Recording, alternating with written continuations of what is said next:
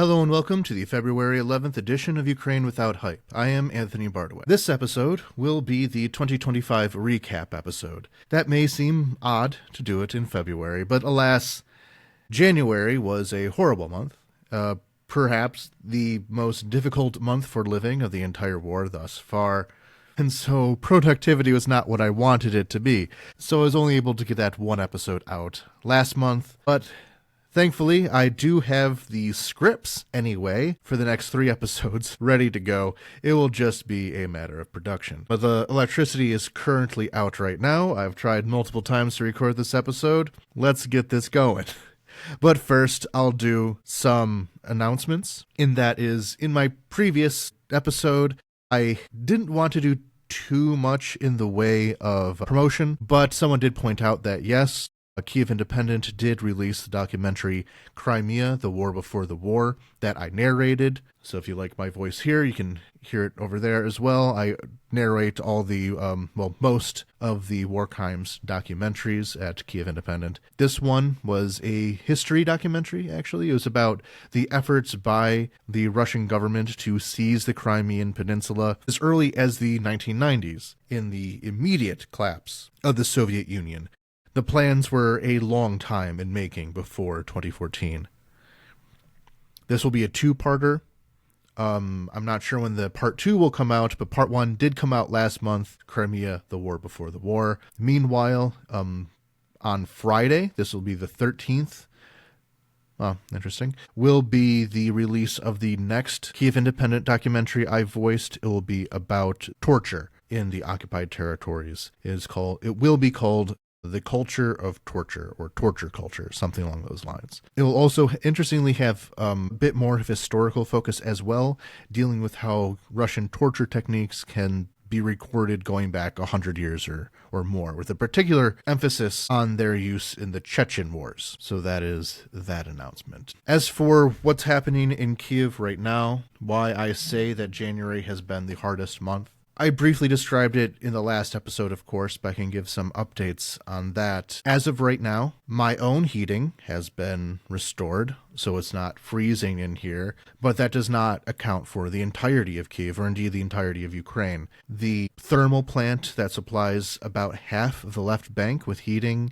was completely destroyed, or at least destroyed beyond any ability to repair it in any kind of short term. Therefore, a very significant part of the left bank of the city, or the eastern side of the city, is not going to have heat for the remainder of the winter. Now, it seems as though the weather may begin to break next week. There's not so much time in winter left, so this may be nearing the end of this particular problem, but still, that's a long time to go with no heat. And indeed, people have died. There was one instance, a woman named Yevhenia Bezfilmelnaya. Bezfilmelnaya means without a last name. She was an orphan. Her family were killed by the Nazis in Babyn Yar for being Jewish, and when she was sent to the orphanage, they did not know her name, so they gave her no name. She had her pipes freeze in her apartment, and when pipes freeze, they break, flooding her apartment with freezing cold water, and without the near ability to repair that quickly, she died. She froze to death. May her memory be a blessing. In my own neighborhood, a housing insecure person, I'll say, not always homeless, but sometimes homeless, named Anatoly.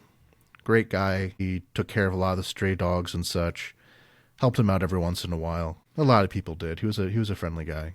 But he got pneumonia and he died. The neighborhood put together a collection for his funeral for that. And yeah, there has been quite a few outbreaks of pneumonia, actually. In the west of Ukraine, I believe it was in Rivne or Lutsk, somewhere in that direction. Schools had to be closed because of pneumonia outbreaks. And beyond the immediate threat to life, there has been a severe hit to Ukrainian businesses, especially small businesses, for whom the added cost of running gasoline for generators has been particularly onerous, with several beloved restaurants having to temporarily close down until next month, having to mothball. I mean, money lost on rent and all that, but can't very well run a business right now very effectively, and some of them closing seemingly for good.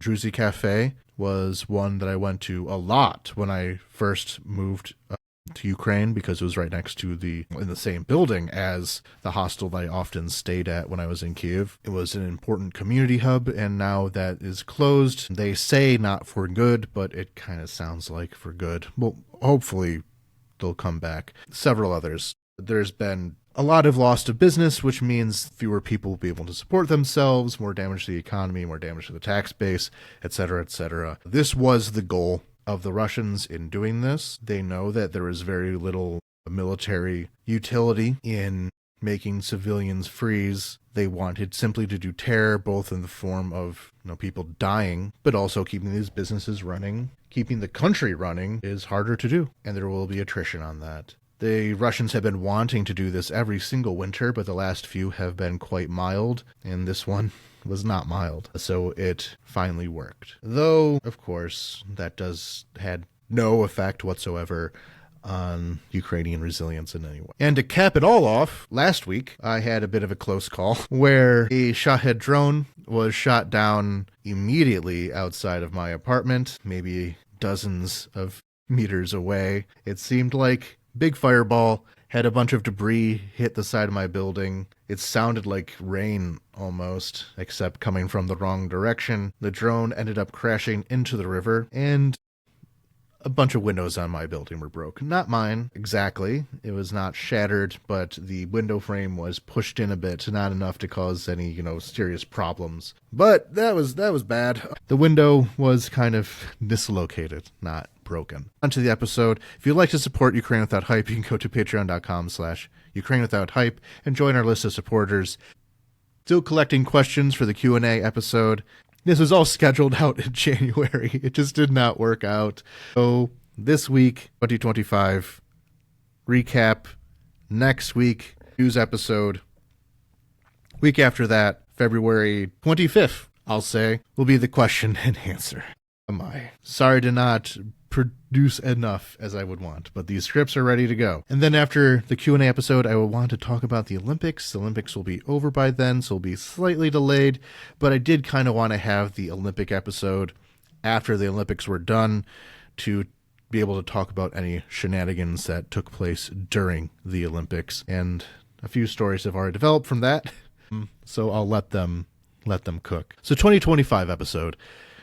We'll begin by talking about the predictions that we made at the end of last year. So between the two of us, Romeo and I, we predicted mainly that American support for Ukraine would vanish, with some ability for the pro-Ukraine Republicans in the House of Representatives, at least, to try to keep it going. The prediction that it would shut down entirely turned out to be the correct one, though at the very, very, very end of last year, some aid to Ukraine was added back into the budgets for 2026 and 2027, though the dispersal of that aid remains an open question. The Trump administration, of course, has been quite hostile to Ukraine. The aid was the first casualty of that. There's also concern that other conflicts by America would take attention away from Ukraine and cause damage that way by taking eyes off the country. Yes and no on this prediction. Yes, there were other conflicts that took attention away from Ukraine. At the beginning of last year, it was assumed that would be some kind of conflict with Mexico. The Mexican government was able to navigate that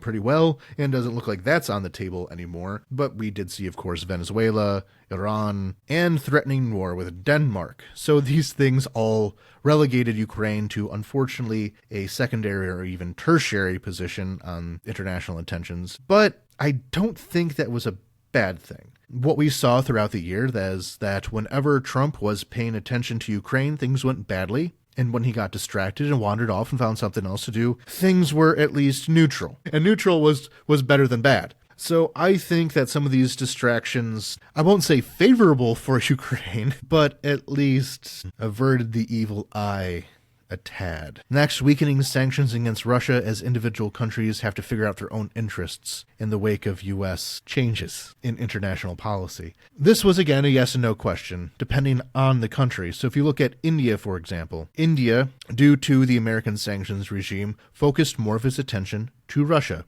Though, again, that kind of got iffy again at the end as sanctions extended to oil and gas in particular. But India, by and large, did reorient itself towards Russia as a result of the sanctions regime, whereas others did not. The Europeans did strengthen the sanctions against Russia, particularly in the case of the Shadow Fleet, the black market shipping that goes on out of Russia, mainly but not exclusively carrying fossil fuels. Cuts to U.S. aid would damage the Ukrainian economy was another one. And yes, the Ukrainian economy, though most of the indicators stayed stable throughout the year, the cracks are certainly showing. Ukraine is relying much more on the Europeans, and the Europeans did step in, at least on the civilian side of the cuts to U.S. aid. Especially at the end of the year, we saw the loans that were given to Ukraine only to be repaid through Russian indemnities. That has kept the Ukrainian economy going, but again, look at this situation with these restaurants that were closing down that I mentioned in the intro. That will cause long-term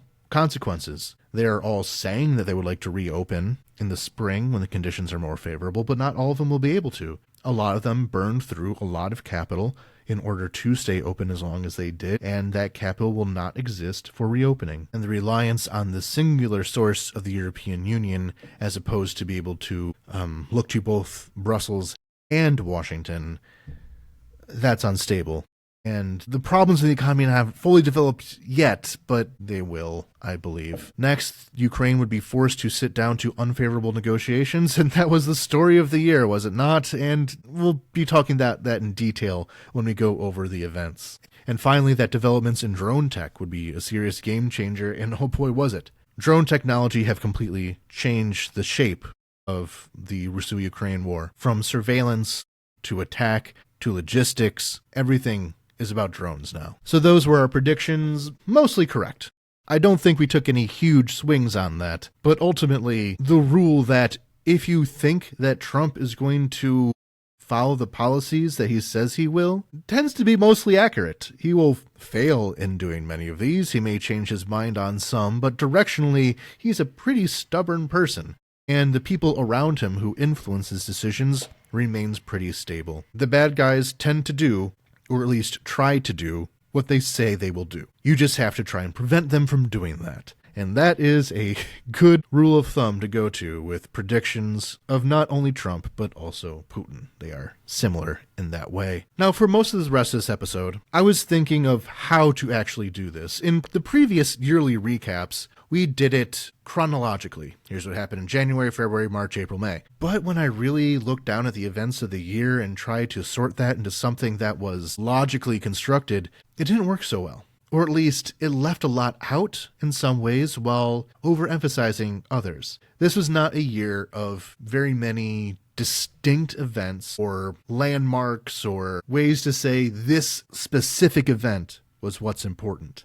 And so chronologically, not so much. It was a year of return, of cycles. Just looking back at the titles of the episodes from the last year, it's like something, something, Trump, something, Trump, something, something, Trump. Trump started a new round of negotiations that fell apart. And actually, when I was trying to get ideas for this by looking at the years in review from other news agencies, that was it. It was, here's the thing Trump did in March. Here's the thing Trump did in September. And I don't think that is the best way to go about this. So I decided instead to go by themes, at least for everything besides the battlefield. So this first segment of the recap will be dealing with territorial changes in battles. That obviously is tied more to time, but the rest will not be. So territorial changes and battles in the year 2025. In the first part of the year, dealt very, very heavily with the opening up of the front, of the northern front, I guess I can call it. The parts of the battlefield that are not part of this long, continuous front line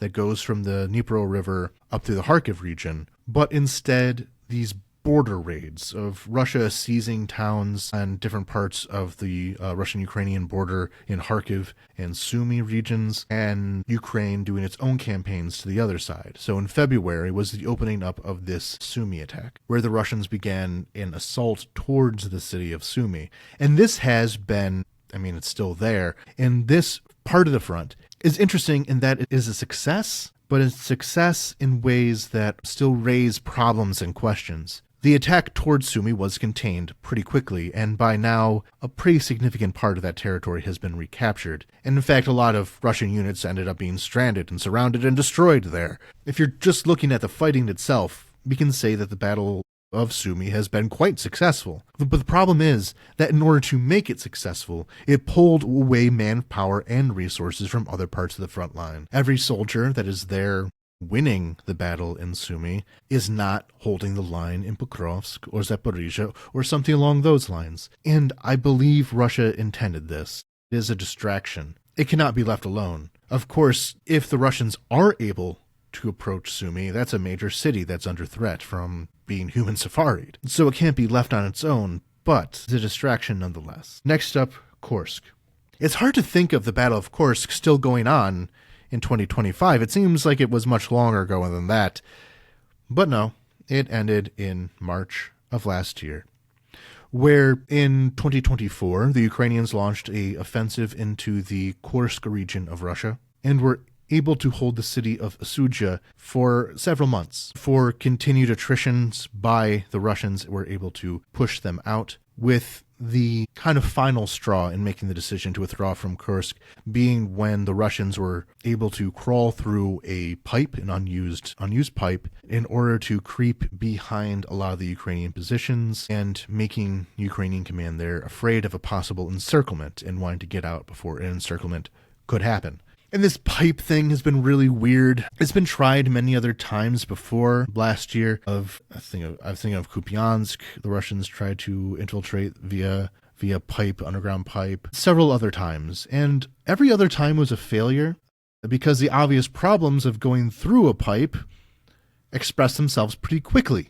If this is discovered, all you have to do is drive a drone down that pipe, and now you have dozens of people dead in that pipe. And the fact that it did not happen that way in Kursk was a bit of a one-off, and it's an extremely dangerous maneuver. And in fact, a lot of the people who took part in that Kursk Russian underground counteroffensive there, a lot of them turned out to get very negative health concerns because they went through a pipe. So this romanticization of going through, I've said this pipe too many times at this point, kind of sounds ridiculous. It has been part of war memorials in Russia. Will set up a pipeline that you yourself can walk through and be like the heroes of Kursk. It's this weird romanticism of a largely suicidal tactic, but fascism is the politics of suicide, so makes sense. Ultimately, Kursk turned out to be, if not a mistake, then certainly very costly. It seems as though Ukraine will not be able to do another large-scale offensive like that. Ukraine has a serious manpower problem, and a lot of people died attacking Kursk. The resources for doing that again simply are not there, and a lot of the soldiers who took part in that offensive have expressed reservations about such a costly campaign. But it's still hard to say, because ultimately the stated goal of the Kursk campaign was a preventative measure to protect Kharkiv and Sumy from an offensive that was coming. And in that case, it seems like a success. But that is still getting into counterfactuals of what would have happened if this battle had not happened. We don't know. And so we can't measure against it. But one thing did come out of the occupation of Kursk, and though I don't know how much value it has, the Ukrainians did show that they know how to behave themselves during an occupation. The Russians tried to cook up some fake war crimes and accuse Ukraine of doing them in Kursk, but it's all so sloppy that honestly I haven't seen the Russians even try to emphasize it too much. They have the story about how old people were shot or whatever, but there's no proof of it, and it seems as though the Russians themselves don't want to put in the effort of making this story really. So they haven't really raised this question so much. So if they believe this happened, they certainly are not acting like it. Now, what is the value in Ukraine showing that it can respect the laws of war when its enemies cannot?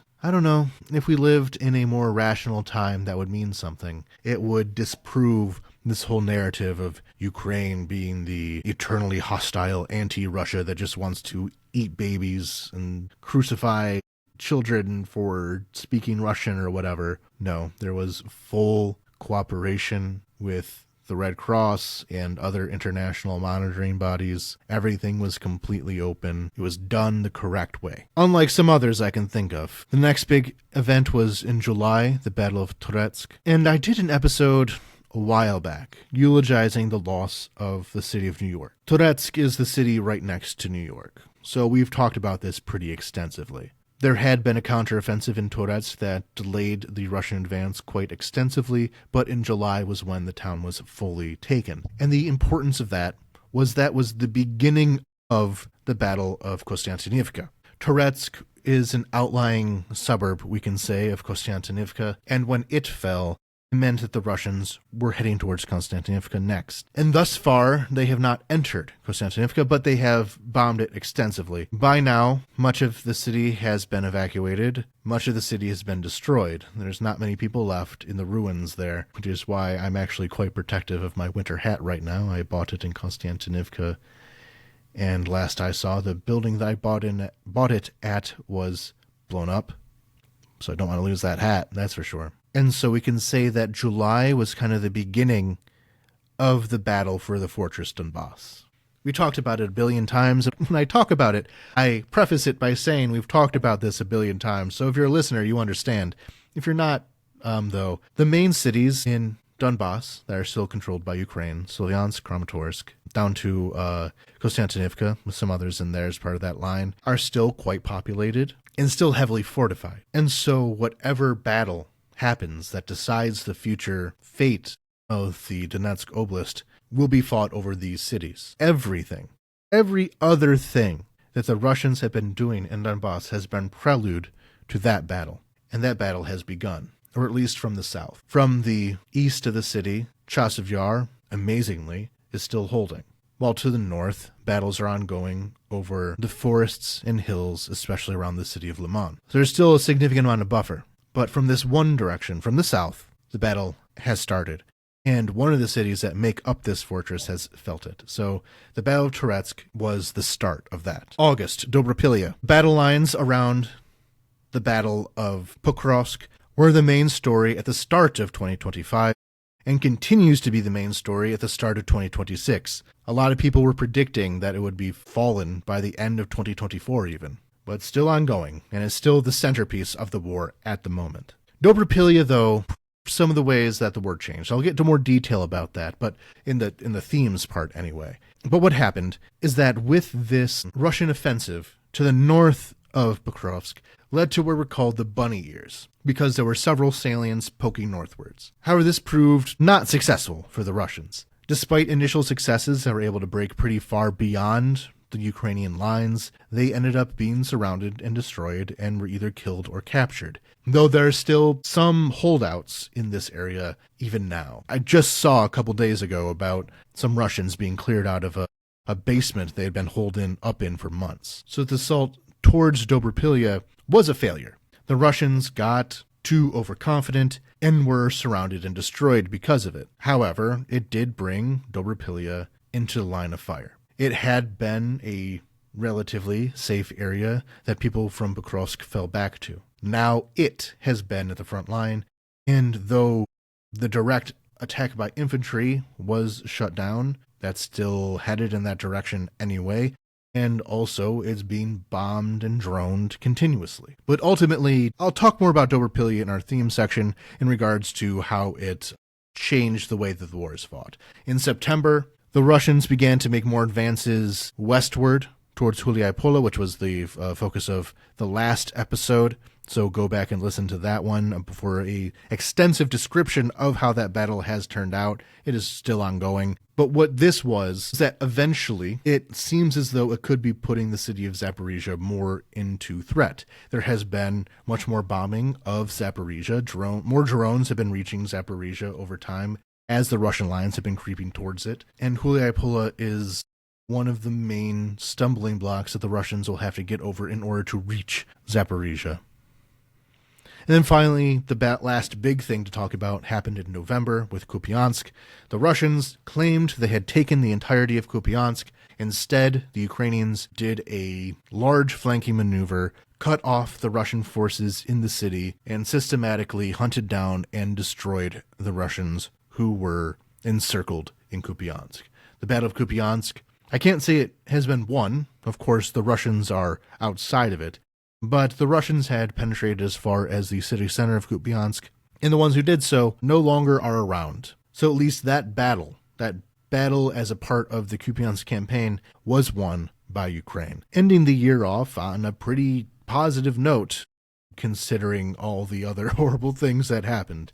The Battle of Kupiansk was very important for morale. Which brings us to our first theme, which is how drones, and the accelerated rate in which they have been used and advanced within, especially last year, but it's been an ongoing process, how they have changed what the battlefield looks like. Now, at the very beginning of the war, things looked much more conventional. Infantry, tanks, artillery was still the main weapon that was used. And we saw the use of drones rather rapidly change that. At first, they were somewhat rudimentary. At the time, it was possible to literally just take the kind of drone you could get at Best Buy or on Amazon, strap a grenade to it, and suddenly it's a weapon. That is in no way how things can work anymore. There has been an ongoing battle of electronic warfare in order to make the use of drones more and more difficult, to make it so a drone, if it flies in the direction of electronic warfare, it will just fall out of the sky. But this is all very delicate. Certain frequencies will do different things. At one point, some of the frequencies of Russian drones were leaked. At one point, this is actually fairly common, I'm just going off of what I heard recently, and the drones in that sector simply could not fly because of it. And so the measures and countermeasures to the countermeasures, it changes every single month, leading to eventually to the increasing use of fiber optic drones. These drones, instead of relying on radio signals, instead will have an actual fiber optic cable, in some cases many kilometers long, to relay the data directly. It is extremely difficult for any kind of electronic warfare to deal with that. And so many battlefields now will have crisscrossing fiber optic cables of when a drone flew by and eventually hit its destination, shot down, whatever the case may be, but that wire remained. And in some places, these wires get dense. There's a spider web crawling across the ground of a type of glass that will never really degrade and cause lasting environmental damage to wherever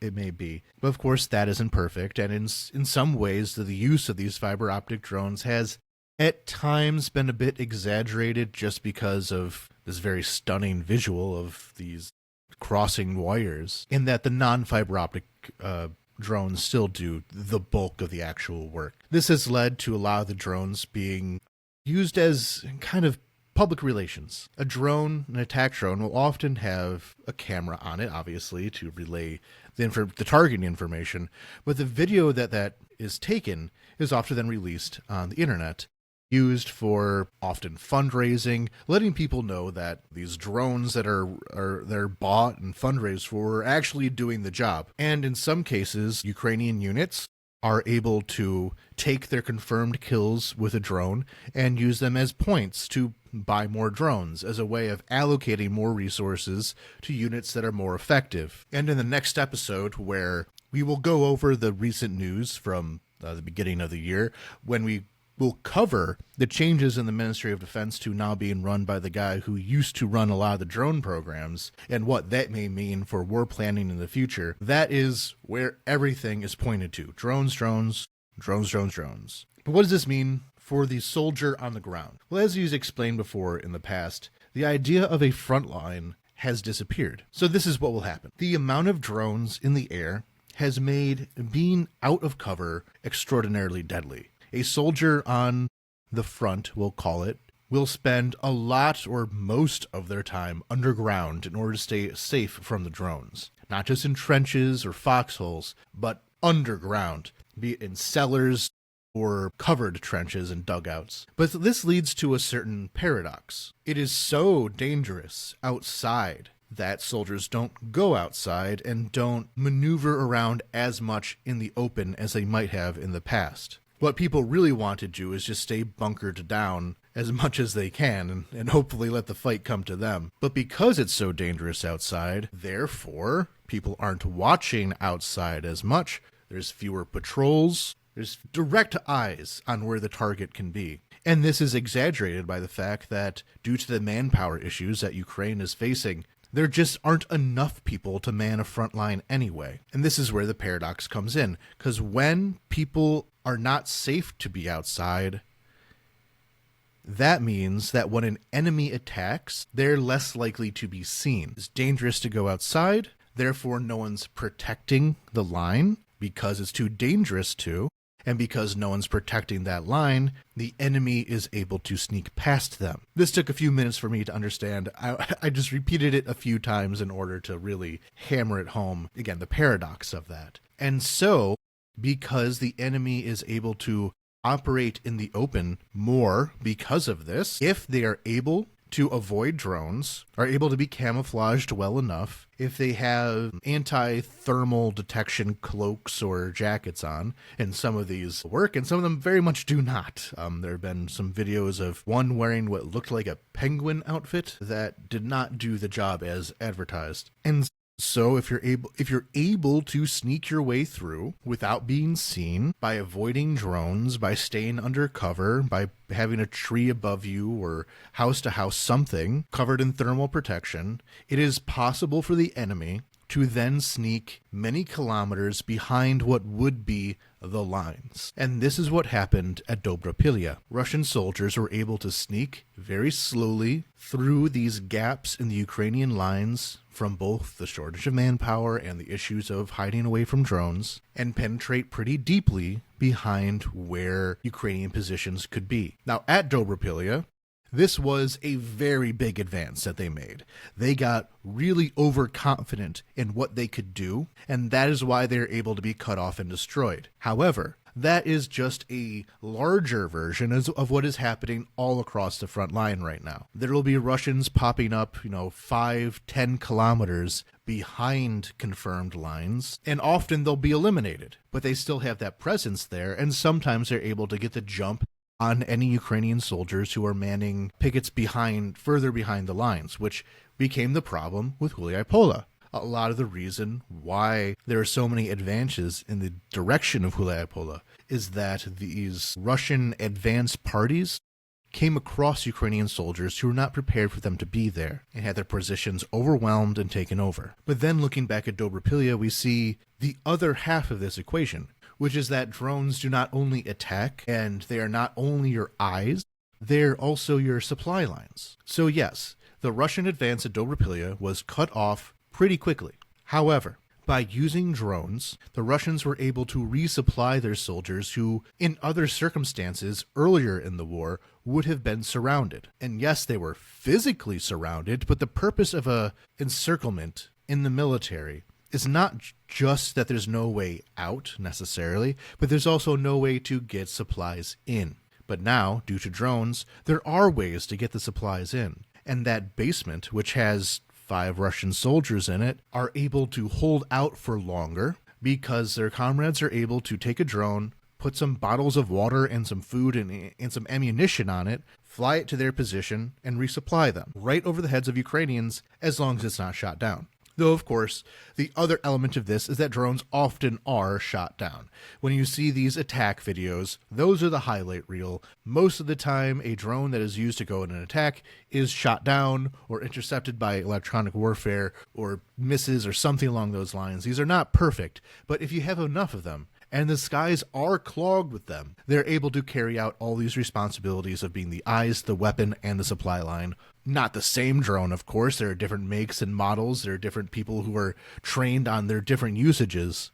But these are all done through drones, and at a much, much larger extent than they had been in the years prior. The way that in 2025 these drones have taken over the battlefield so much more quickly is astonishing. Though, of course, these, as I said, these trends all existed beforehand. I'm not saying that this is new to 2025, but it stands out. But the limitations of it also stand out. So if you look at the Battle of Kupiansk, now this was the same thing. Russians were cut off from their supply lines, but were able to still operate to some extent in Kupiansk city center, but this position was much further away from the Russian lines, which meant that the amount of distance that a resupply drone would have to cover was much larger, and also fewer directions that they could come in from. And so the Russians who were in the center of Kupiansk were much more isolated. These drones aren't perfect, meaning that the Battle of Kupiansk is more or less wrapped up by now, not entirely, but every once in a while, in the Dobropilia direction, there will be another group of Russians who are hiding away in some village who get discovered and still get taken out all these months later. But for clarity, there are still some Russians in Kupiansk. But the other way that this war has been fought has been in these long-range strikes. Missiles, Shahed drones. There has been more missile and drone attacks on Kyiv in 2025 than any year before, and by a significant margin. These are often new builds. A bit of shrapnel from a missile that hits Kyiv will have the dates on it of its production like a month earlier or even weeks earlier. Missile production in Russia has increased quite a lot. And this is going to be another thing that's more for the news episode. More and more information comes out about the way that the machines used to build these missiles, as well as many of their parts, from computer chips to sensitive bits of equipment, they can't really be produced in Russia. Russia's not great at a lot of fine engineering, we can say. They are very reliant on imports. And these imports, a lot of the time, do come from the West. Sanctions to build these missiles have not been watertight by any means. They are scouring the world for places to obtain the necessary equipment. They have to go through secondary importers such as Kyrgyzstan or Armenia or Georgia, Azerbaijan, countries that do not have sanctions on them but still do trade with Russia. And this is all very elaborate, very illegal a lot of the time, but it still happens, and they're successful at it. And because of that, these drones and missiles have fallen down, leading to more civilian casualties in 2025 than any previous year, and by significant margins. And they'll take us to our next trend, where the fighting takes place far away from Ukraine. The biggest story on this came from June. Operation Spiderweb. Operation Spiderweb was in a very elaborate plan by Ukrainian intelligence in order to blow up a bunch of Russian bombers. And how this worked was that they were able to construct the drones. They built drone factories within Russia. And this probably wasn't that hard. Russia's quite corrupt. You can get things started. A lot of this was handled by crossing borders from Central Asia into Russia, either Ukrainian agents or those they recruited. They built these drones, put them onto trucks. These trucks were told to take their cargo somewhere. The drivers often did not know what their cargo was. And after those trucks arrived to their locations next to air bases, the drones would then fly towards the air bases, and blew up many of the heavy bombers that Russia has in its fleet. This was an extraordinary bit of covert operations, and it showed just how deeply Russia was penetrated. There were so many points where counterintelligence probably should have caught this plan, but Russia is a very big place. Its security services are not omniscient, and nobody knows the Russians as well as the Ukrainians do. But I also think of the Shadow Fleet. As I said, the Shadow Fleet is these tankers, these boats who carry Russian cargo but are not registered. They are illegal in order to get around sanctions, especially the sanctions on oil and natural gas. And for a while, Ukraine was relying on NATO partners in order to have them shut down the waterways to these Shadow Fleet ships. If these ships are leaving St. Petersburg, for example, they'll have to go through Danish waters. They'll probably go through, Finnish. The Baltic Sea has many places where illegal shipping can be interdicted. Though this gets into a lot of legal problems. How do you know that ship is supposed to be pulled over like it's a speeding car? Same idea. Russians have tried to escort some of their Shadow Fleet with their own ships, their own warships, actually, in order to... They probably wouldn't be able to, fire upon a Swedish vessel if it came to interdict a Shadow Fleet ship, but they could make it look like they would and make the Swedes second guess if they're able to do that. And a lot of these sanctions did work, but not as much as they needed to. And so closer to the end of the year, Ukraine began to actually attack these Shadow Fleet ships themselves directly, including one off of the coast of, I believe it was Libya, a few off the coast of Turkey, to the point where now Russian ships, rather than going straight through the Black Sea, will hug the Turkish coast, hoping that Ukraine will not attack anything in Turkish waters. So this whole war, which is based on the idea that NATO is necessarily a threat to Russia, that means that they will have to prevent Ukraine from joining NATO and go to extreme lengths and kill thousands upon hundreds of thousands of people in order to do that. Instead, it's Russia seeking the sanctuary of NATO against Ukraine. Funny how that works. This issue of the Shadow Fleet will be a high priority throughout 2026, as there are more regulatory pressures being put upon them, more efforts by European countries in order to find who these ships are owned by. A lot of them are being technically abandoned, so it's becoming an issue of international law in that way as well. And of course, Ukraine, if these efforts through legal methods are not effective, will continue its extra-legal means of shutting down piracy. And of course, on top of this, there has been a lot more espionage, a lot more cloak and dagger stuff throughout the year, not necessarily more than any past years. And in some ways, the ability to operate clandestine operations in the occupied territories especially has become much more complicated. The Russians, through violence and intimidation, have struck many blows to the partisans in occupied territory. A lot of this is very hush-hush. We can't know who they are, what they are doing, their numbers, anything like that without compromising them. And so the details of how they work will not be known until after this war is over. But information is coming out that because of the extreme measures being taken by the Russians in order to crack down on these territories, it has been more difficult to operate as a partisan in these areas. More of them have been killed, more of them have been arrested. More of them have decided that it's not safe to continue to be in occupied territory and have come to free parts of Ukraine instead. Though that is its own trek, especially for people who are wanted by the security services, because the only way to get out of occupied Ukraine, back to free Ukraine, is to go through Russia. And going through Russia is very dangerous for these people. They are inspected, there's filtration, there's everything. So exfiltration of these people, it's tough. It's real tough, but again, we can't know. We just don't know. And nor should we be asking too much. But even though they're cracked down, there have been continued to be assassinations, there have been continuing to be sabotage, the whole gamut of things. So don't take this to mean that it's impossible or that the resistance is shut down. But as a part of Russia's increased attempts to integrate the occupied territories, it's tougher. Which takes us to the next theme, in that yes, Russians have been trying much more intently to integrate the occupied territories. Now this year we got news of a few more atrocities that took place. Apparently in the city of Melitopol, the occupation Gauleiter in charge of Melitopol put a lot of effort in order to make the city as loyalist as possible, and driving out Ukraine loyalists. But then the question becomes, where did he drive them out into? And that is where it starts to become scary. Because this claim of having emptied Melitopol of loyalists was not followed up by loyalists entering into Ukrainian free territory.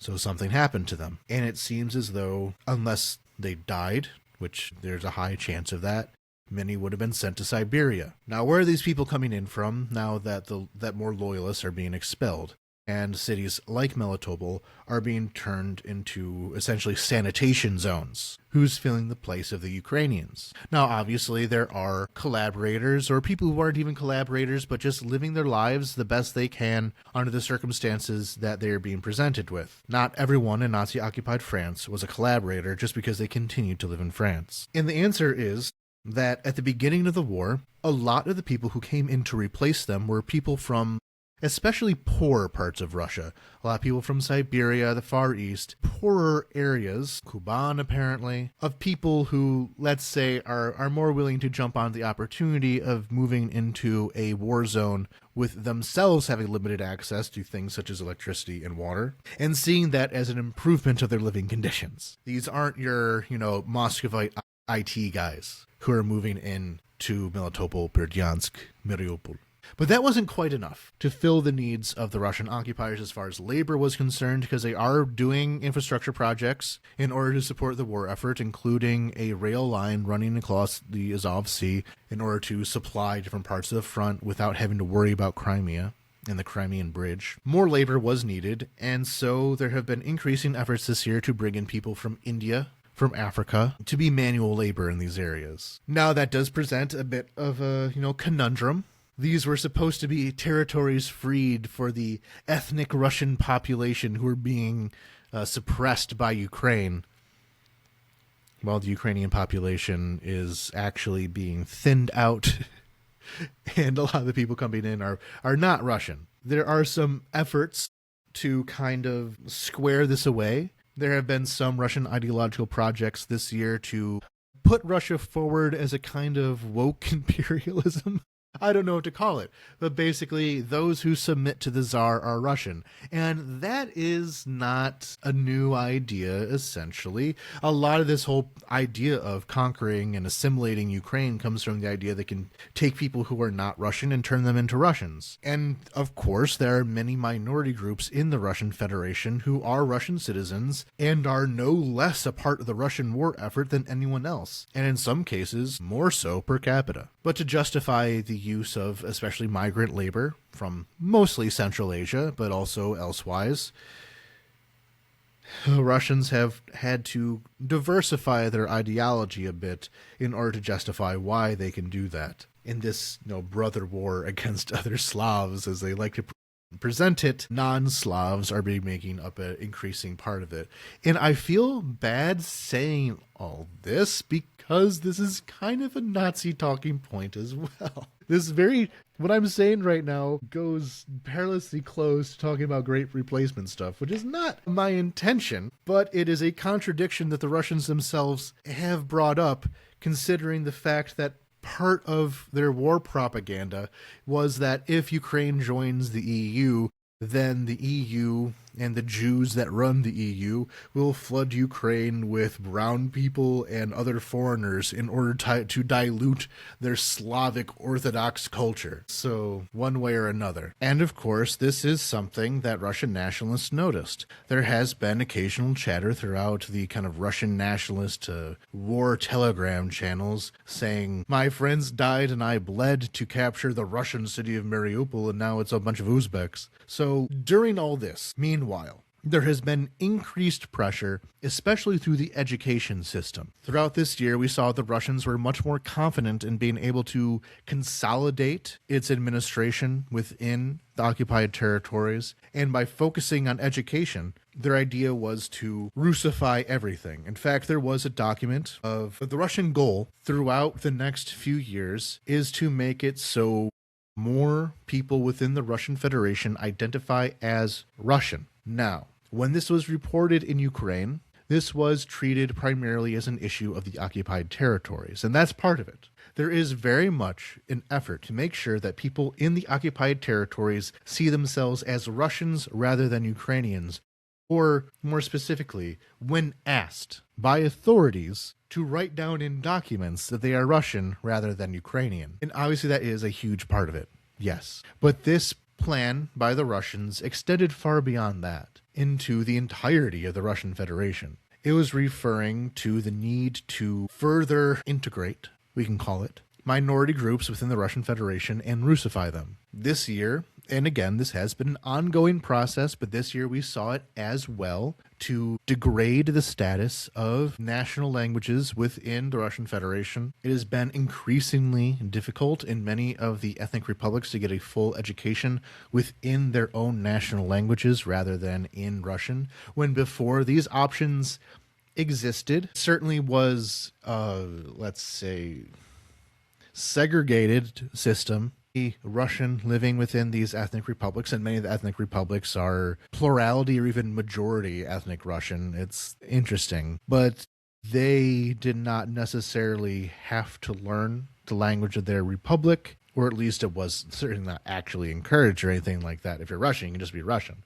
While the members of the ethnic minorities, in some cases, would have more of an opportunity to at least spend more of their time learning in their own languages, and that's decreasing. Again, with the goal to make sure that they do not recognize themselves as Burats or Dagestanis, Avars, as any of these other groups, Tatars, and instead just be Russian. That is the stated goal of the Russian Federation at this moment, to make sure that in excess of like 95% within the next 10 years will call themselves, I don't have the document in front of me, something along those lines. But yeah, so going back to the occupied territories, when the Russians put the education systems in, technically Ukrainian was on paper a language of study that could be used. However, especially this year, that was gradually abolished, at least unofficially. There's no such thing as official and unofficial in these places. They're all criminal. But what used to at least treat Ukrainians as a nationality within the Russian Federation is gradually no longer the case. We've gotten more and more news about how Ukrainian children are being taken away from the occupied territories, and whereas before a lot of the camps that they would be taken to would be elsewise in the occupied territories, especially Crimea. So a lot of them would eventually find their way into Russia. But now there is some evidence of some of them being sent as far afield as North Korea. There have been increasingly rigorous and difficult to avoid patriotic education classes within the occupied territories. They're meant to teach Ukrainian children that they are in fact Russian, that Ukraine is the enemy, that their families in Ukraine abandoned them, that the soldiers in the special military operation are heroes who saved them personally, and they need to write them thank you notes, sing songs about how great Russia is and how good the war is. And this is a part of the Russian education system, certainly. But again, in the occupied territories, it's so much more strict. If a kid decides to slack off in patriotic education class in Moscow, does it really matter? But if a kid does that in occupied Berdyansk, now it's a problem. And between the increase in repressions within the administrative consolidation, within the education, which more, again, this is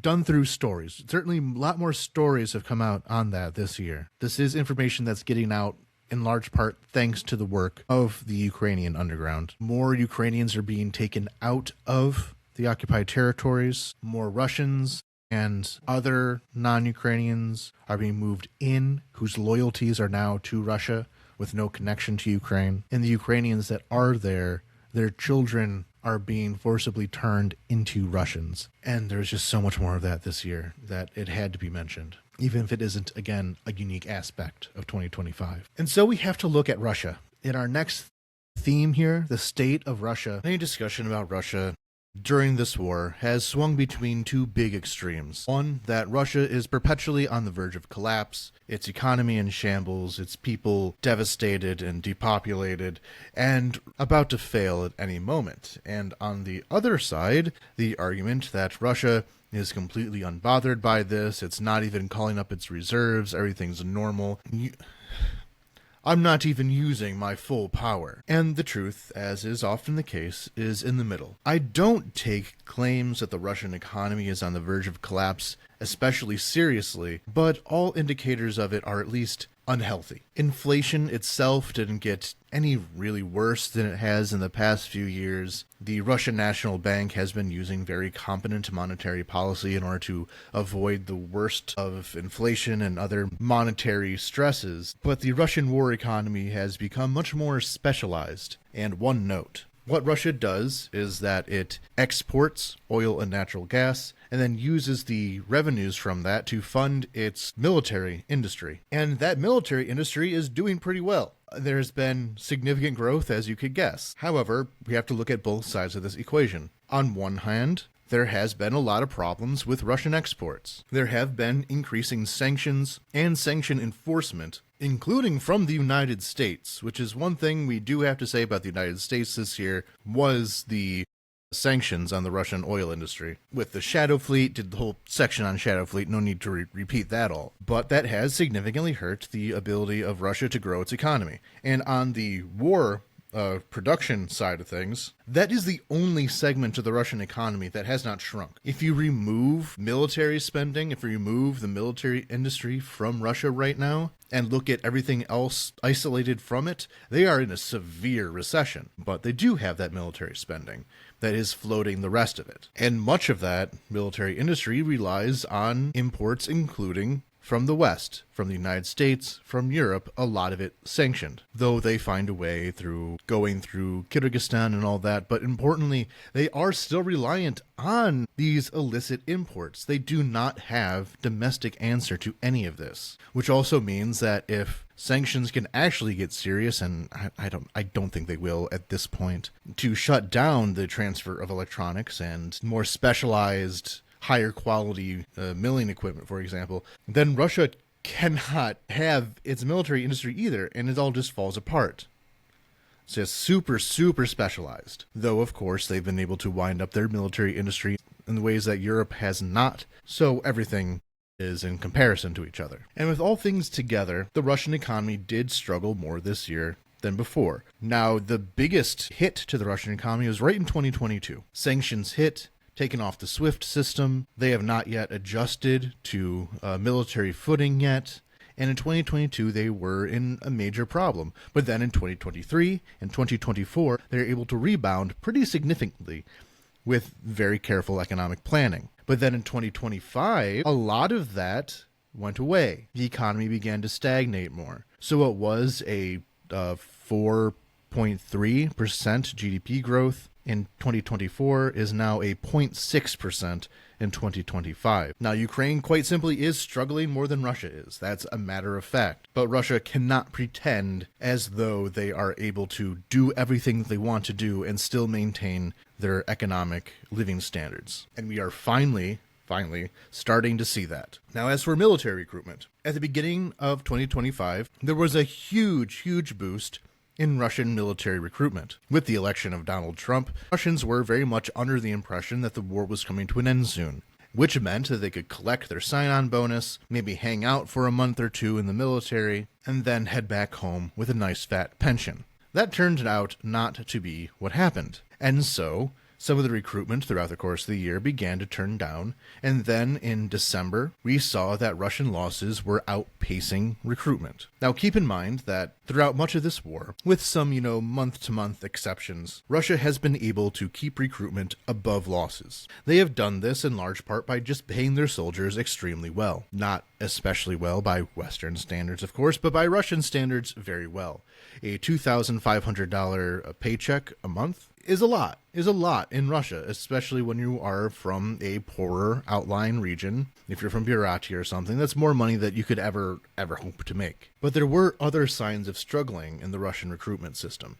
This is not a systemic collapse or anything like that, but if you look at specific regions at specific periods of time, you saw more chipping away at the system. More, I guess I can call them contained, or failures that show where the weak points are. At one point, the region of Yakutia in Russia, a minority populated region of Russia, was not able to pay its sign-on bonuses for a little bit of time, though I think that has been reinstated. In other instances, there are regions that ended specific programs, such as paying for the kindergarten costs of serving soldiers.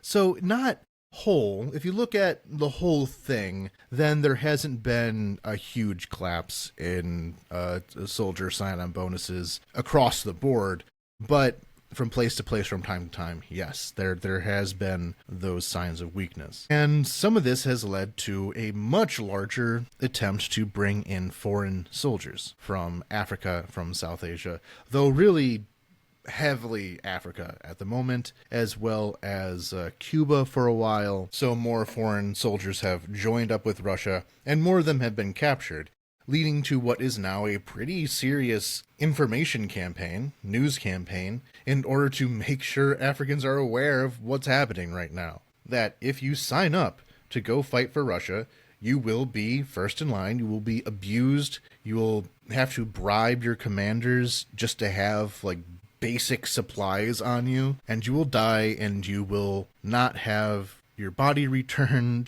or returned in any prisoner deal, because Russia does not care if you live or die. You are meat for the grinder, nothing more. And as for societal attitudes, there is a growing trend in Russia, and though it is very, very hard in order to do sociological research, it's not impossible. And from what we are able to tell, there is more want from the Russian people in order to bring the war to a close, but certainly not a defeat. More Russians believe that the war can be brought to an end through negotiation by offering their demands and Ukraine accepting those demands, though the Russian government is not clear to anyone, either its own people or the Ukrainian people or the Americans or anyone else, what those demands may be.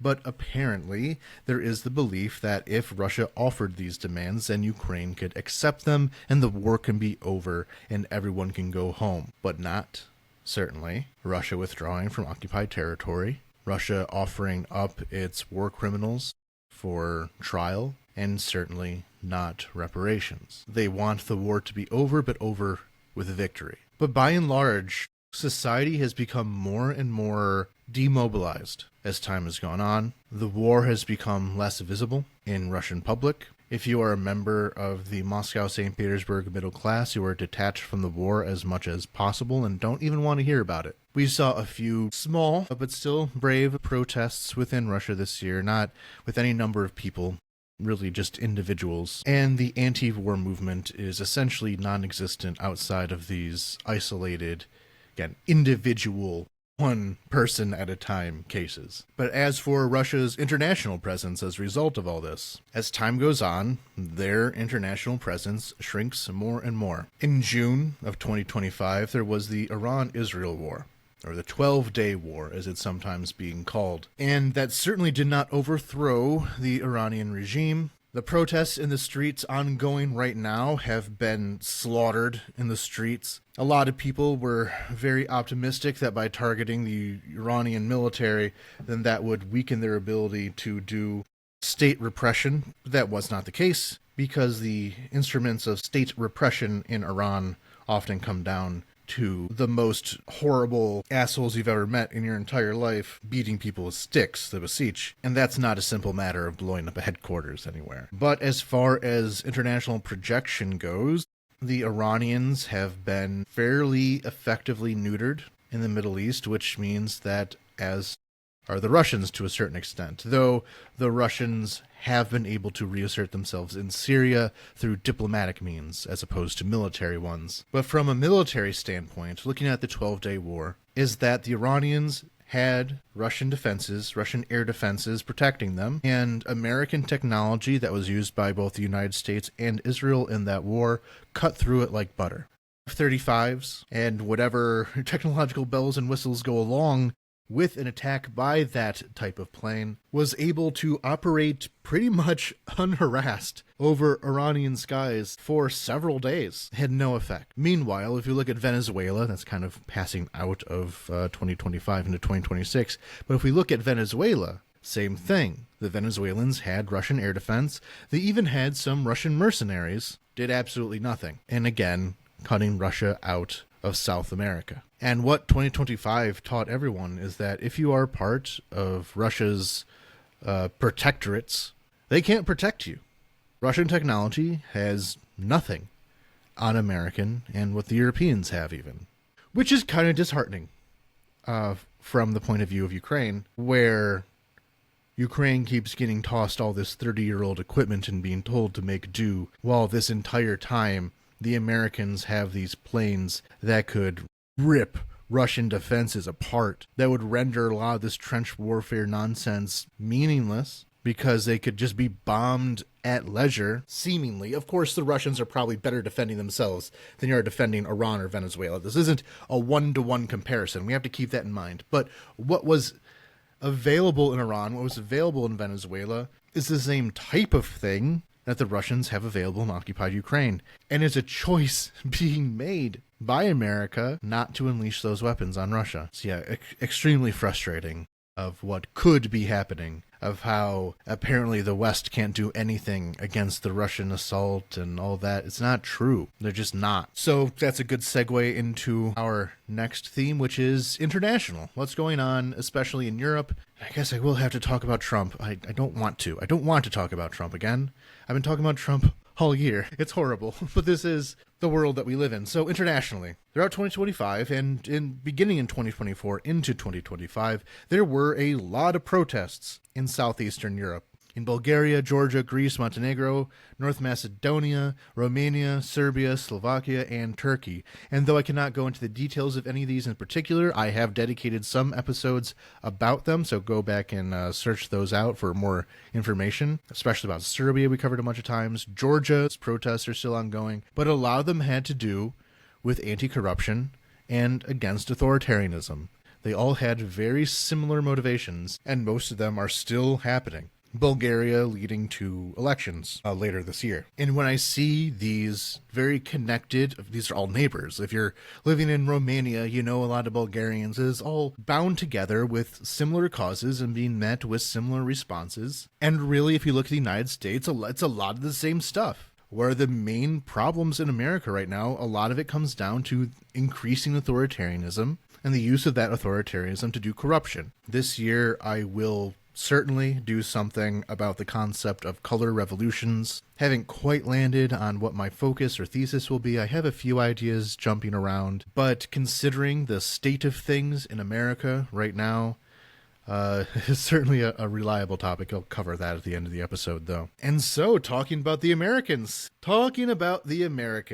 Donald Trump came into office at the beginning of 2025, and the first thing he did was cut off civilian aid to Ukraine. This meant that a lot of the programs that Ukrainians rely on for humanitarian reasons, human rights organizations, and journalistic organizations may not be 100% reliant on American funding, but it's a big part of what that pie is made out of, and by shrinking the pie, there's more competition for other funding. Now, thankfully, a lot of the withdrawals of American funding have been matched by the Europeans. Overall funding to Ukraine in 2025 was not noticeably, not like severely lower than it was in 2024. I just said got to go from another source. We already talked about that. But this end of civilian aid was then followed up by the end of military aid and, briefly, the end of intelligence sharing, which actually doesn't cost America that much money, but is extremely important.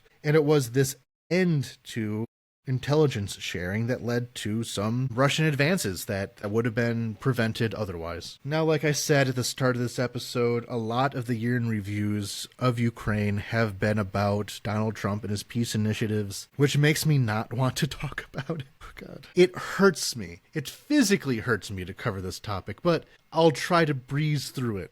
There was, of course, the infamous White House meeting, which happened in February 28th. Which is not even a full year ago at this point, closing in on the 1-year anniversary of the White House meeting, where Vice President Vance very clearly prepared an ambush for Zelensky by goading him and harassing him, leading to a somewhat emotional outburst by President Zelensky, which led to Trump losing his mind and completely cutting Ukraine off. This was eventually repaired through very delicate diplomacy, including through the Pope. The Pope helped out on this a little bit, but that led to a very common wave that happened throughout 2025, where relations between the United States and Ukraine would get a bit better, and then they'd get worse, then better, then worse. Any individual node in this is kind of irrelevant to talk about, because it just happens again and again in this exact same pattern, in many cases following the exact same time imprint. Every other month is when something happens, leading eventually to the August meeting in Anchorage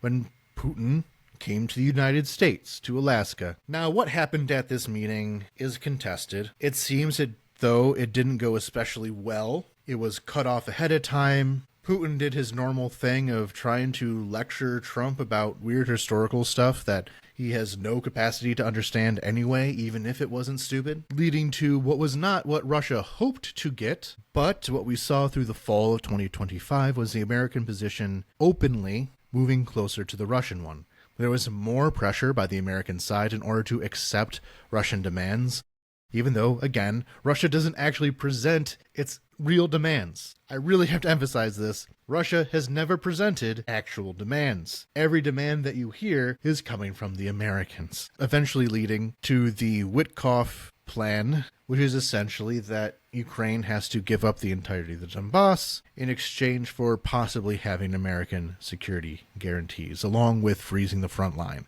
This was never accepted by Russia. It's all nonsense. Everything about this process has been nonsense. It's dumb. It's stupid. I cannot stress this enough. Listen to especially the most recent episode where I talked about this in detail was about the three crises that Ukraine was facing right now. It was at kind of the depths of one of these bad periods, if you look back about 2 months or so, leading to where we are at the time of recording, and we're kind of in a slightly more positive crest where the Americans and the Russians have stepped away a bit from their interactions. A lot of this I assume, has to do with how America is just involved in a bunch of stuff right now, and Russia is taking the back burner compared to other things. But it has been a minute, really a few weeks. That's time moves differently now. These few weeks have felt like a long time. January was bad in general, so January took forever, and the Americans didn't do much during January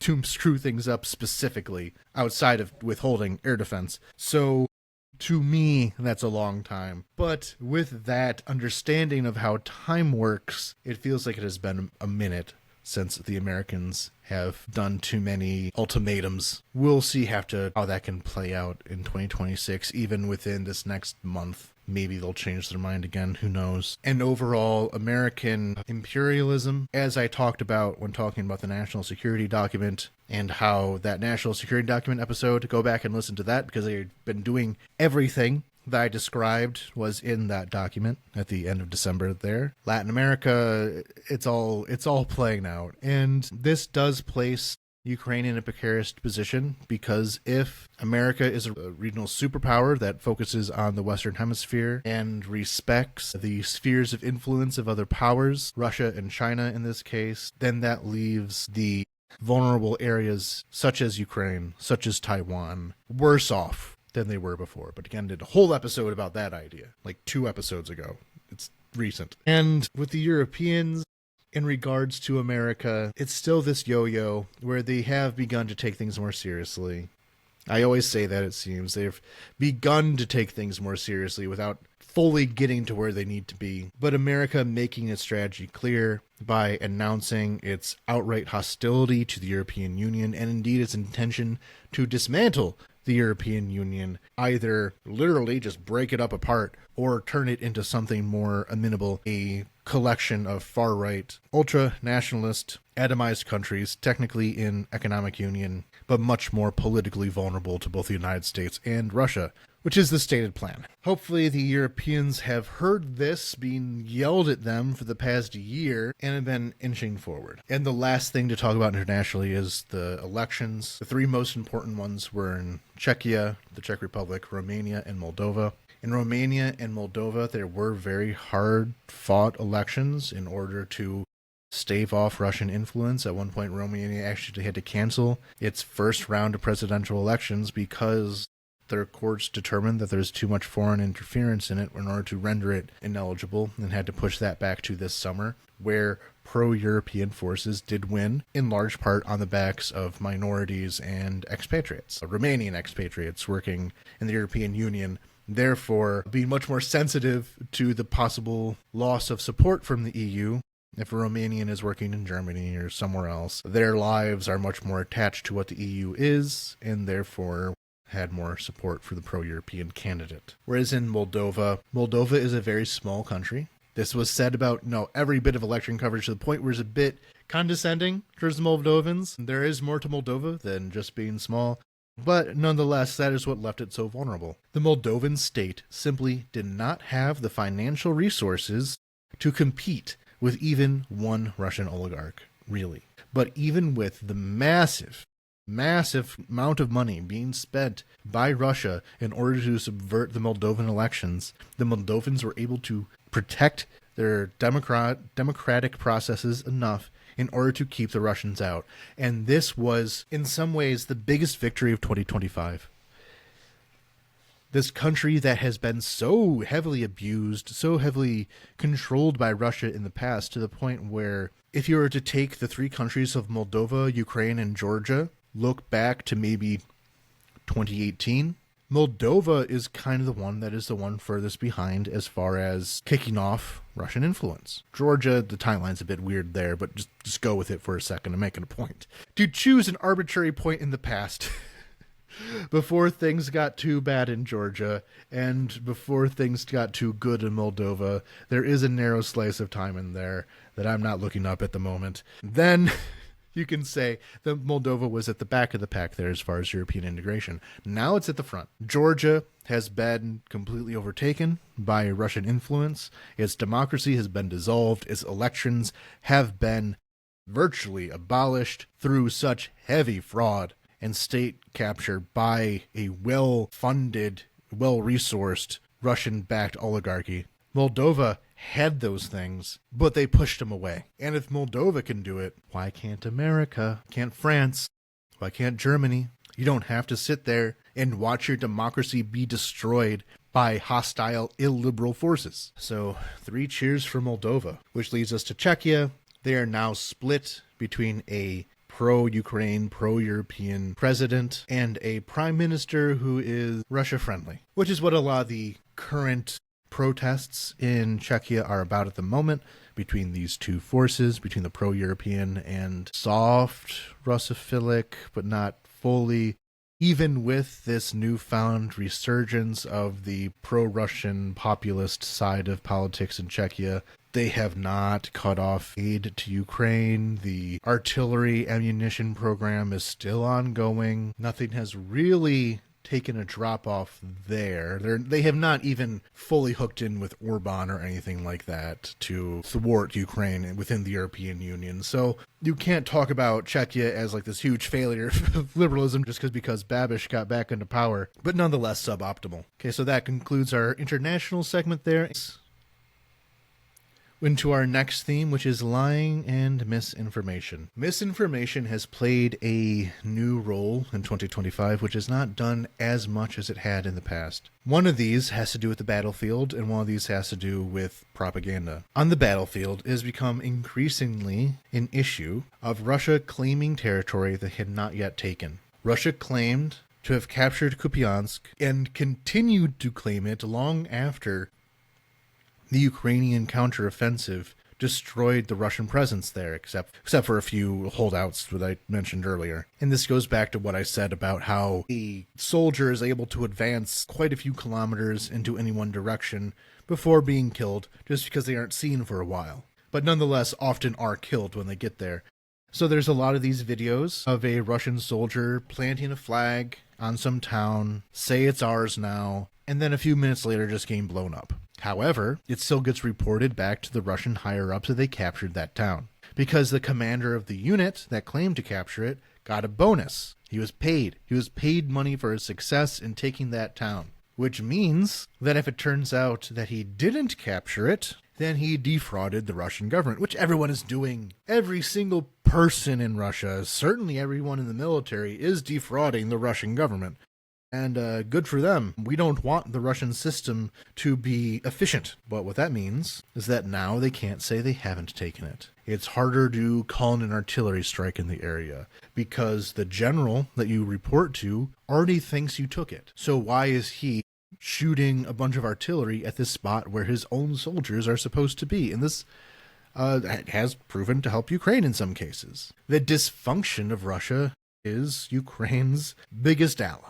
But that'll kind of make sense in a way. You know, it's financial, it's transactional, and often it's over something so small that no one would even notice. Okay, so you captured this cowshed. Okay, it turns out you didn't capture it. Just say that there was a Ukrainian counterattack there and you lost it or whatever. Ultimately, it shakes out to not being a huge deal for you, most likely. It only becomes more noticeable when taken in aggregate. But Kupiansk, why did they continue to insist that they took Kupiansk after they lost it, when they never took it to begin with? And beyond that, they began to claim that they took villages around Kupiansk that a Russian soldier had never even stepped foot in. This goes beyond simply claiming a reward, simply corruption, and just madness. But on the information warfare side of things, the one change that became extremely obvious in 2025 was the rise in AI-generated fakes, fake pictures, fake video, and the weird ways in which they are used. So the least crazy way they are used is simply claiming something that was fake was actually real. This is something that could have been done in previous years with a camera crew. There was a whole camera crew that operated out of Luhansk that made a bunch of fake videos, basically making fun of the Ukrainian military and presenting them as actually coming from the Ukrainian military, for example, using soldiers with developmental disabilities. And so this is a thing that already existed, but now replacing the actors with AI. Everyone's losing jobs to AI right now.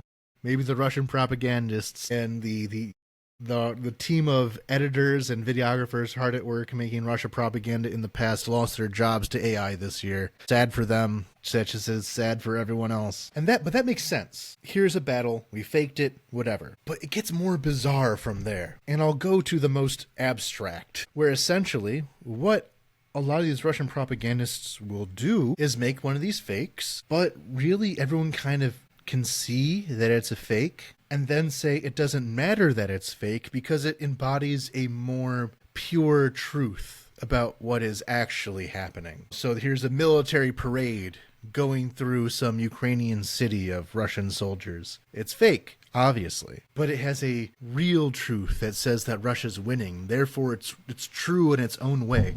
And really, it just kind of broke down the meaning of truth in ways not yet seen by humanity. This acceptance of the unreal, this complete disregard of there actually being a distinction between real and fake. Something is real because you feel as though it represents something real. Here's a picture of Zelensky doing something silly. He's a comedian. He's done lots of silly things. He played a piano with his penis. This is a man who's done silly things in the past before. But they still had to produce something of him looking even dumber. And even though it's obviously fake, they feel as though it is something real. And it has taken over so many things. There are some Russian propagandists who just stopped using actual video, actual pictures, and are now completely AI generated, and are no less popular for it. So this collapse of epistemological reality has been a major factor of 2025, and a lot of it has to do with AI and the spread of AI and how AI has wormed its way into more and more of our lives, and how that will shatter the minds of so many people going forward. Moving on to our very last topic, very last theme anyway from the year, and that's the return of politics. Now, there has been another cabinet reshuffle of replacement of high officials that what we'll be talking about in our next episode. So I'm not going to go too much into detail right now of who was shuffled in or out, but what we saw this year was the return of protests. In July, protests over NABU, nor the National Anti-Corruption Bureau of Ukraine. The presidential administration was pushing through legislation through the legislature that would eliminate a lot of NABU's independence. I was reporting from these protests. If you listen to our episodes from July, you'll hear more about that. I was there. It was a fun time, actually. And in July, those protests succeeded.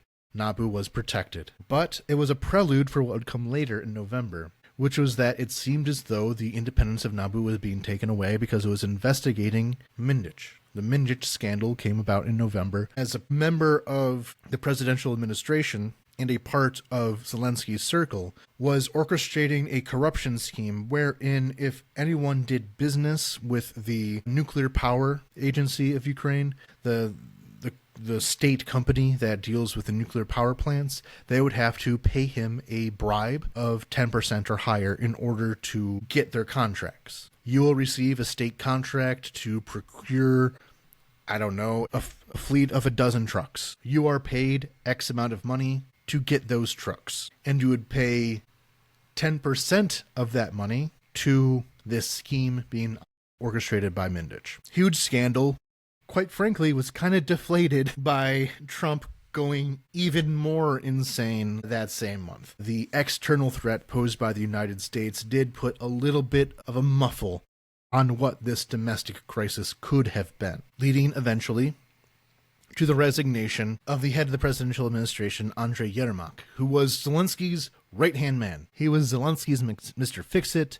He was the chief diplomat. He handled internal personnel decisions. He was the vice president of Ukraine, in a way, which is funny because at one point he was referred to in America as the vice president of Ukraine, and that led to a nice round laugh of, there's no vice president of Ukraine, you morons. But he kind of filled a role similar to the vice presidency. I feel as though someone heard him describe Yermak as, he's kind of like the vice president, you know, that's kind of what he does. And that being interpreted as, he is the vice president, but never mind. Extremely influential, as heads of presidential administrations tend to be. Ukraine is a very strong presidential system. There's a lot of power inherent to the office of the presidency, and historically, the head of that administration took on a lot of responsibility as, you know, the major domo of the presidency. And Yermak was an especially strong version of that. So with him gone, that was a huge political upset, and he has since been replaced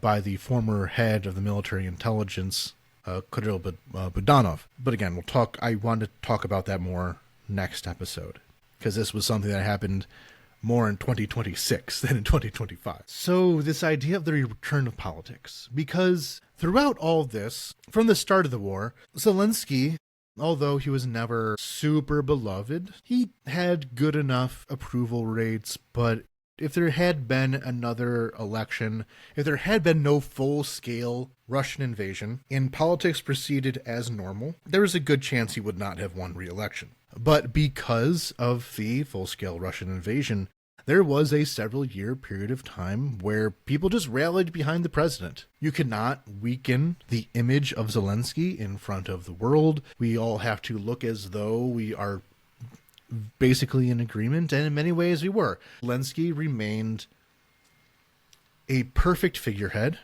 He was an excellent speaker. He was good at tailoring how to speak to different people.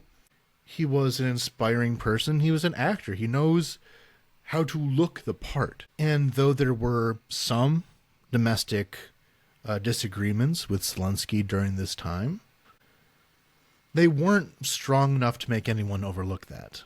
However, in 2025, a lot of that image has been weakened.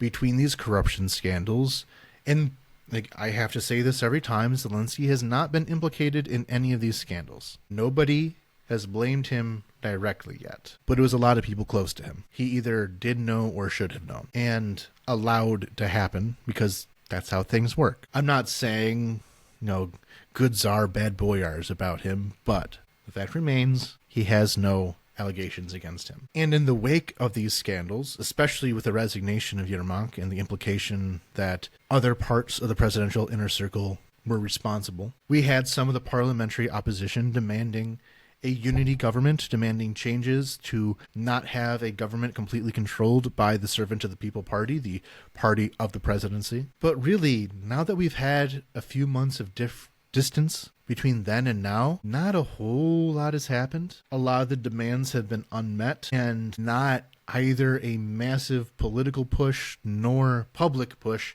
in order to get this, for example, unity government, which I think would actually be pretty important. I'm in favor of having a unity government, though I'm not a citizen, yada, yada, yada, usual spiel about that. And what I have to guess is that even though there's this return to politics, there's this return of people criticizing the presidency, nobody's really stepping in. Poroshenko, he didn't really get a boost out of this.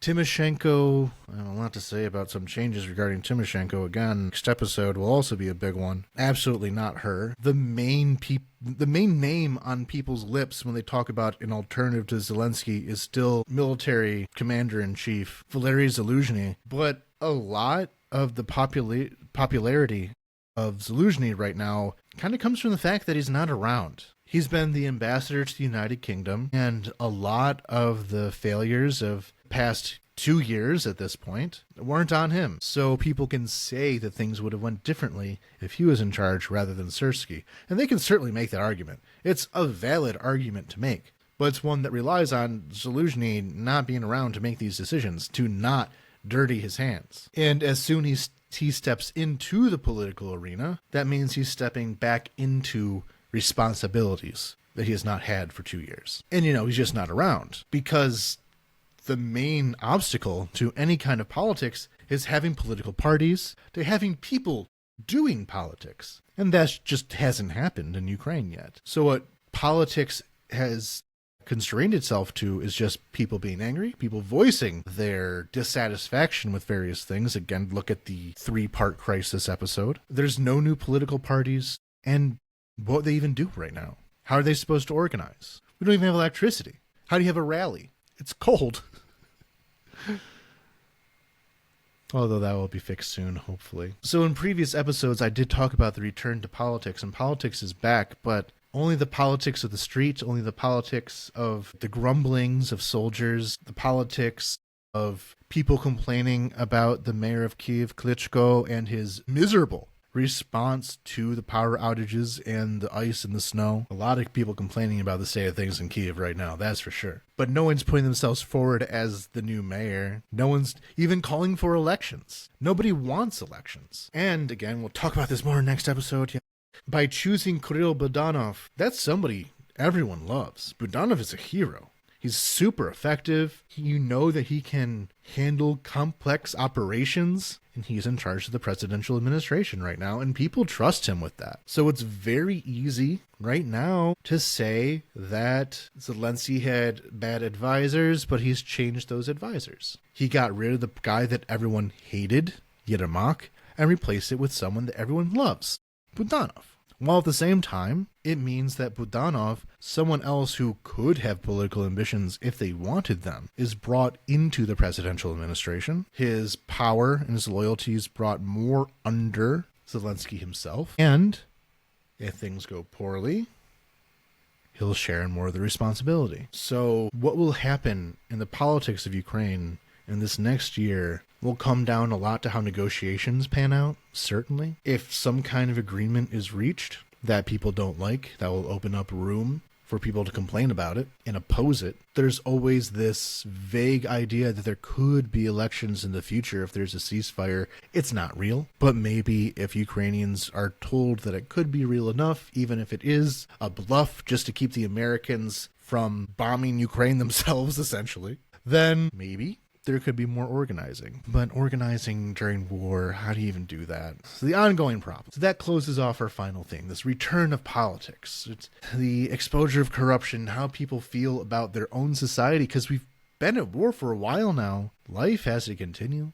You have to pave the roads, you have to fund the pensions, all that normal stuff is still ongoing, and it's locked in a stasis that will have to be broken in some way. So that closes off our themes. Last segment here. Predictions and what to look forward to. We'll start off by what to look forward to. The battlefield, again, as I talked about in the opening segment, Slovyansk, Kramatorsk, that is the battle, and it's starting to happen. Zaporizhia. Zaporizhia is a larger city than anything else that the Russians have been able to take. Geographically, it's an even more formidable city than Kharkiv and the Russian attempt to seize Kharkiv. It's bigger than Sumy and Chernihiv that were semi-surrounded in the initial siege, and the Russians are getting closer. My big fear for this year is not that Zaporizhia will fall. It's not even that there will be Russian boots on the ground in the city of Zaporizhia. That is an extremely tall order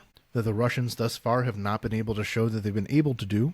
So I'm not going to say that suddenly they've developed new capabilities. What I'm concerned about with Zaporizhia, as I described in my last episode talking about Huliapola, is that there could begin the human safari in Zaporizhia. The human safari in Kherson and other frontline cities is Russians essentially killing civilians for fun and to train themselves on the use of drones. They will fly these drones into Kherson, into all these other places on the front line, but it's been mostly associated with Kherson. and killing them on camera and sharing them for entertainment. Kherson is a nightmare because of this. But Kherson's also much smaller. Kherson is on the opposite side of a river from the Russians. And enough time has passed now that people who would flee Kherson have the ability to flee Kherson have. Zaporizhia opens up a whole new area. It's much bigger, much bigger. And the big industrial city, a lot of production happens there. And as a human safari opens up, that would be extraordinarily deadly. And also in some ways symbolic. Zaporizhia is where it's kind of one of the old capitals of the Cossacks. There is the symbolic value that the end of Ukrainian autonomy came with the destruction of Zaporizhia. And the Russians do take this kind of thing seriously. They like their wonky historical nonsense. They like their symbolic blows. And so to destroy Zaporizhia again would signify Ukraine being destroyed again. Putin would love, and it would come at the expense of pensioners walking their dogs down the main street in Zaporizhia, having a drone being flown directly into them, killing them, being followed up by another drone killing whoever went to help them, then being shared on the Russian internet for fun and profit. That is the main danger that I see this year, is that beginning to happen in Zaporizhia. And of course, we had to keep an eye on the Sumy-Kharkiv borders, as I described in the military segment here, that was very porous throughout 2025 and will continue to be. If the Russians ever get frustrated going in one direction, they have a tendency to open up another one in order to draw Ukrainian resources away, which is what the Battle of Sumy mostly was designed to do. Which is something to keep an eye on. That's certainly not over. Internationally, to look at some elections that are coming up this year, Hungarian elections are going to be super important. Those are happening in April, so not too far away. Viktor Orban has been Ukraine's enemy, and he has said as such. He just said so behind the curtain. This was a podcast which was recorded over the course of several days due to various complications. But as I'm speaking right now, yesterday, Hungary said outright that Ukraine is an enemy of Hungary. Orban's election campaign is designed 100% around the threat that Ukraine is posing against them, of how the opposition party under Peter Magyar is just a puppet of Ukraine and a puppet of Brussels coming to destroy Hungary, and how it's open war, just madness, utter madness coming out of Hungary right now. That is all that the election is about. And Orban is losing. All polling right now shows a majority going for the opposition Tisza party and Peter Magyar at its head, while Orban and his Fidesz party falling well behind, along with several other parties. So right now, the main opposition has an absolute majority, even though there are several political parties. It is a huge lead, and it seems pretty likely that Orban will no longer be Prime Minister of Hungary. Now, this opens up several questions. One, would he step down? I don't think there is a guarantee that Orban would leave office. He has built up an elaborate conspiracy that, much as Americans may understand, that the only legitimate winner could be him, because the opposition is a foreign invasion by hostile forces. And that the only way that he could lose is if Ukraine and the European Union subverted Hungarian will. This is not true. But he has also been angling for American support. American policy towards the EU right now is saying that the European Union is suppressing all of these nationalist forces within Europe, and that it is the job of the United States to weaken the European Union and support this Europe of nations, this group of right-wing sloppy-list forces, including Viktor Orban, looking at Slovakia, and all these other places, that it is incumbent on America to essentially protect European civilization, and they don't say it outright, but they mean it, protect the white race. It is to that degree of insanity right now. And so I do not see it as being entirely out of the question that when Orban loses in April, he'll appeal to the Americans, say that the election was stolen, just like the election was stolen from you, Mr. Trump. They did the same thing to me as they did to you, Mr. Trump. Don't you want to prevent the deep state from doing it again? And there are certainly forces within the American government, particularly J.D. Vance and Elon Musk, who would take up that cause. So we don't know if there would be a clean transition of power. But if there is, and I think odds are better than even that there will be, then the main impediment to Ukraine ascension will be out of the way. Ukraine will be able to follow an actual process of European integration without a bad actor working for the Russians like Orban is. And to the contrary, Peter Magyar is quite friendly to Ukraine. So Hungary would flip from one of Ukraine's biggest obstructions, indeed an enemy, as Orban has said, to a friend and a helper. This is so very, very important to what we can see in really the first part of 2026. And finally, the midterm elections in the United States. They're coming up halfway in between the 4-year election cycle. There are elections every 2 years to replace the House of Representatives, as well as some senators and a bunch of other positions. But this mainly has to do with the House of Representatives. And it will be a referendum on the Trump administration. A referendum that I think will not go in their favor. But, like with Hungary, will they accept a loss? That will be the defining moment in American politics and modern American history. If the Republicans lose the midterm elections, would they accept the loss? Would they attempt fraud? Would they attempt intimidation? Or will it be a clean election? Because the loss is coming. Americans are mad at a lot of policies. They don't like seeing people shot in the street. They don't like the flamboyant cruelty of ICE, Border Patrol, and just every element of the Republican Party right now. It is run solely on cruelty and wanting to see people harmed, and normal people don't actually like that. And economically, Trump didn't fix nothing. Things haven't gotten better for the average person.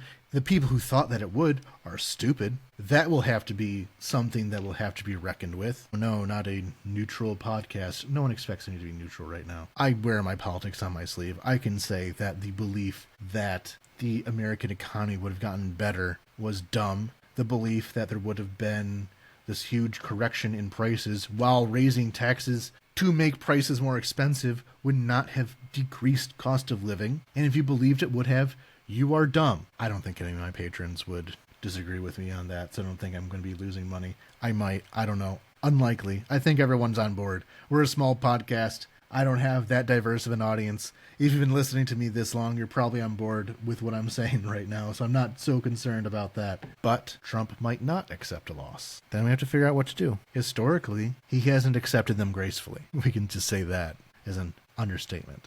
Will ICE be used to intimidate voters in line? Will there be close downs of polling stations? Will they declare the Insurrection Act and say that because America is in a state of civil war or insurrection or whatever, they can't even have an election? Not to be a catastrophist, but that's not a 0% chance of happening. So I have to figure that out. So I think they'll be entering into the predictions here. The midterms will be messy, is my first prediction. My prediction is that the Republicans will lose the midterms, but there will be a bunch of shenanigans in order to try to bounce away from that. Similarly, with Hungary will be my prediction that Viktor Orban will lose, but there will be a bunch of shenanigans trying to keep him in power. This other prediction with Zaporizhia, the fighting will come closer and closer to Zaporizhia, to the point where, at least in some of the suburbs of the city, there will begin to be a human safari. I feel as though some of the defensive lines to the west of Huliaipola will hold up a bit, and we'll see quite a bit of fighting in that direction, in the direction of Zaporizhia, but not quite reaching Zaporizhia for a while. I'm going to take a swing and predict that American foreign policy will be so diffuse, we'll have so many priorities, we'll have so many other things to worry about, that Ukraine will be deprioritized. Right now, there is a 90-day deadline to reach a peace agreement. That deadline will not be reached, and it'll be extremely obvious that Russia will be the party responsible for that. And even though so much of the administration, up to Trump himself, are putting the finger on the scale to support Russia in this, it will be difficult for them to fully justify it while Russia remains the intransigent party. And though America will continue to be a problem, I think that America will be enough of a problem in other areas that Ukraine will not be the focus of its problem making, but will be stuck in the same cycle of every once in a while more or less hostile to Ukraine or hopefully, in some cases, just negligent. I'll predict that in the wake of the expansion of American imperialism that threatens even Europe, the Europeans will make continued advances towards strategic autonomy. It's not, I mean, that's just what they say they want to do. My prediction is that they will succeed in it at least a little bit. And to follow up with my most accurate prediction from last year of the development of drones, yes, there'll be more continued, very rapid technological developments that will try to solve for this problem of the porousness of the front line. Everyone is complaining about it, and that there will be increased effort on especially changing the tactics and strategy of how to use drones. We have seen a lot of this from Russia. Russia has gotten much more advanced in their use of drones to the point where they have reached parity, or in some, but not all, elements, advance over Ukraine when it comes to hitting behind enemy lines, of being able to go after supply points by being able to cut off logistics. I think Ukraine will see the importance of that and develop much more sophisticated tactics in addition to technology,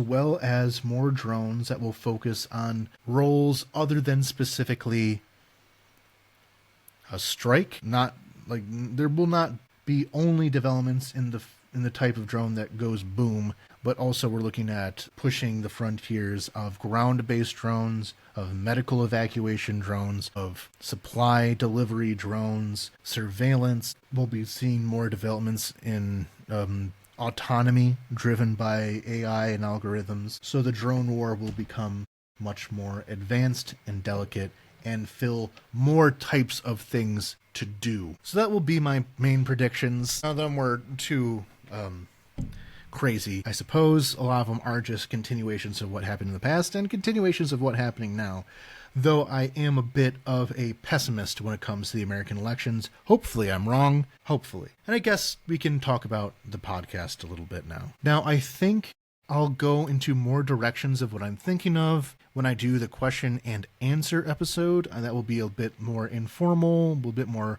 flexible, so it'll give me more room to kind of go off on a bit of a rant. So 2 weeks away, I'll do a bit of open brainstorming for you. But looking at the state of the pod, last year, I feel as though that I expanded creatively. I did the history episode. As always, there was a problem of regularity. I understand this. This is just kind of built into how this podcast works. You've been on board for 4 years now. I'm not surprising anyone with that we are not an especially regular podcast, but we did not have any big gaps like we had in previous years, though we did not exactly start off great this year on that point. I already gave my excuse on that. It is horrible here, and in fact, in the course of the multiple recording sessions, there was yet another attack that took out the power plant that apparently I am a bit more reliant on. I don't fully know how the grid works, but Bonjour moi. So yes, I felt as though that I got a bit more diversity last year than I did in the past years with the types of content that I did. Therefore, I would like to continue in some of those directions. I would like to do a bit more history content. And also, I would like to focus this year more on connecting the Ukrainian situation with the American one. We have been using Radio Free America label. I think that there is more that can be done with that. I would certainly like to talk about America more, but I would like to talk about America more from a different perspective that is unique to us. That is the perspective of an American and Romeo, a Ukrainian American in Ukraine, intimately familiar with the politics of the region. I think that the ability to see yourself through the eyes of someone else are important, to be able to see things you would not otherwise notice. So I'd like to connect, say, the protest culture in Eastern Europe from the fall of the Soviet Union through the 2000s, through Maidan, the ways in which Ukrainians organize, the way in which Ukrainian society defends itself from abuses from above in its own government. I think these topics are very relevant, and I can squeeze a few episodes out of that. I would also like to maybe do some retrospectives of things that Okay, so the way this podcast works is very reliant on these news roundups of things happening, being reported on as they are happening. I'm a journalist. That is my normal form, which means, however, that a lot of stories could take some piecing together. Whenever I do a story on this podcast, I do it the way I would write a journalistic story. There's certainly repetition in how I talk about things, but I believe that any story a journalist does has to be approachable to somebody who has never heard of it before. The perfectly written bit of journalism will be able to both introduce a topic to someone who is unfamiliar with it and add new information to those who are already familiar. But the issue with journalism, as opposed to history even, they say journalism is the first draft of history, is that you kind of lose some of the context. Like, okay, so this thing happened, and here's the context of it happening. Move on to the next topic after talking about it for 5 minutes. There are some things that I think could use retrospectives, coalescing, to get the large-scale kind of view on things. So I could say connect that to Maidan. I would like to talk about the Donetsk and Luhansk People's Republics a bit more. I would like to maybe look at some of even the battles that have happened. This is all being very optimistic. This is all a lot more than any one person can do, just throwing out ideas. But to be able to tell a whole story, start to finish, would have value. And it's not the kind of thing that I always do here. And like I said last year, I said I wanted to do more culture content. I ended up not doing cultural content that I wanted to do. I still have ideas for it, some documentaries that came out, some movies. I started writing scripts for some, but couldn't quite pull the script together that I was happy with. I'll return to some of that. But yeah, so basically, the ideal way for me to do this podcast is to have these news alerts, but have them make up only half the total content, and have the other half be made up of history, of audio essays, of integration of video is the one thing that I haven't been able to quite crack the code for, and largely recently because I simply can't. Electricity, I don't have electricity. It's hard enough to do audio without electricity. There's no way I can do video without it. There will have to be waiting for hopefully in the spring or summer. Maybe the electricity situation can get better and I can more easily do video, or at least have a schedule. I don't even have a schedule right now for when I will have electricity. Other goals to have this year. Someone has suggested this in the Q&A even. I'll get back to it then. I would like to be able to do more collaborations with other journalists. Perhaps interviews, but again, interviews are a touchy one with the electricity situation right now. I can't exactly call somebody. So I would like to do interviews. That is logistically challenging. And finally, get back in the field. I've had a considerable number of health issues the last 2 years that have cut me out of the field. Some of these health issues have been quite a lot better. In the fall and winter, my health has been better. And so I think, knock on wood, that I can get back to the field with more regularity. And that's really the thing I want to do most. It hurts not being in the field. So that rounds off our 2025 year in review. Of course, if you'd like to be a part of this project of Ukraine Without Hype, you can go to our Patreon at patreon.com/Ukraine Without Hype. If you would like to support our other projects, please go to the New Voice of Ukraine, the English language news website. I handle a lot of the premium content. Romeo is the editor of the English edition. Head over there for, day-to-day reporting, just regular reporting. Not me going on rants every once in a while, but just straight news. We need straight news. Your news diet needs to be, you have to eat your vegetables. You have to eat your vegetables, people, and that is what actual reporting is. We all love our news podcasts. I sure do. I run a news podcast. It is always flavored with the voice of whoever's doing that, and that's why you like to listen to it. I presume you're listening to this because you find my input on things valuable, but it is ultimately supplementary, and the day-to-day, here is what's happening kind of news needs to be supported, especially in Ukraine, where funding for it is scant. I certainly will talk next episode about the end of the Washington Post as well. The industry's dying. Support the industry at patreon.com/NVUA. And of course, go to the link in the description. The link tree gives a list of resources and places you can donate to.